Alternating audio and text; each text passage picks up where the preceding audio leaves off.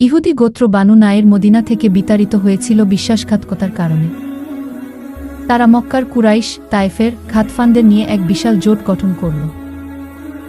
10,000 সৈন্য নিয়ে মুসলমানদের শেষ করে দিতে চায় তারা। মদিনা সুরক্ষায় প্রস্তুতি। মুসলিমদের সংখ্যা মাত্র 3,000।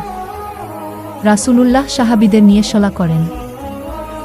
সালমান ফার্সি রাদিয়াল্লাহু আনহু প্রস্তাব দেন, ইরানে আমরা শহর বাঁচাতে চারপাশে খাল খুঁড়তাম।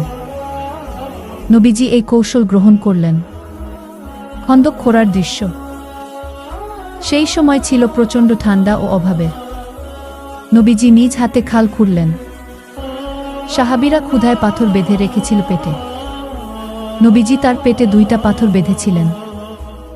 তখন ঘটে এক মুজিয়া। সাহাবী জাবির রাদিয়াল্লাহু আনহু নবীজিকে দেখে কাঁদলেন।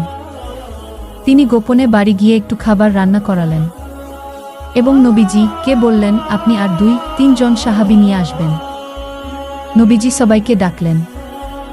জাবির রাদিয়াল্লাহু আনহু ভয় পেয়ে গেলেন, কিন্তু আল্লাহর কুদরতে ওই সামান্য খাবার দিয়ে 3,000 সাহাবী খেয়েও খাবার শেষ হলো না। শত্রুরা পৌঁছালো, কিন্তু খাল তাদের থামিয়ে দিল। কুরাইশ ও তাদের মিত্ররা এসে দেখে চারপাশে খাল খোঁড়া। তারা হতবাক। এই রকম কিছু তারা আগে দেখেনি। খাল পার হওয়া প্রায় অসম্ভব। তারা ঘিরে রাখল মদিনা।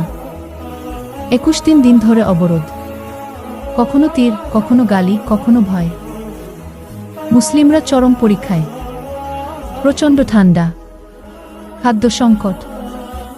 একদল ইহুদি আবার বিশ্বাসঘাতকতা করে। কিছু মুনাফিক বলল, মুহাম্মদ আমাদের শুধু ধোঁকা দিয়েছেন। তখন আল্লাহ কুরআনে নাজিল করেন। মানুষদের চোখ দুলে উঠেছিল, হৃদয়ে উঠে এসেছিল গলার কাছে। তখন মুমিনদের পরীক্ষা করা হয়েছিল। শেষ মুহূর্তে আল্লাহর সাহায্য। আল্লাহ পাঠালেন প্রচণ্ড ঝড় ও বাতাস। শত্রুদের তাঁবু উড়ে যায়, আগুন নিভে যায়। তারা ভয় পেয়ে পালিয়ে যায়। প্রিয় সাবস্ক্রাইবাররা, ভিডিওটি ভালো লাগলে লাইক, কমেন্ট, শেয়ার করে পরের পর্ব দেখার জন্য অপেক্ষা করুন। আল্লাহ হাফেজ। দেখা হচ্ছে পরের পর্বে।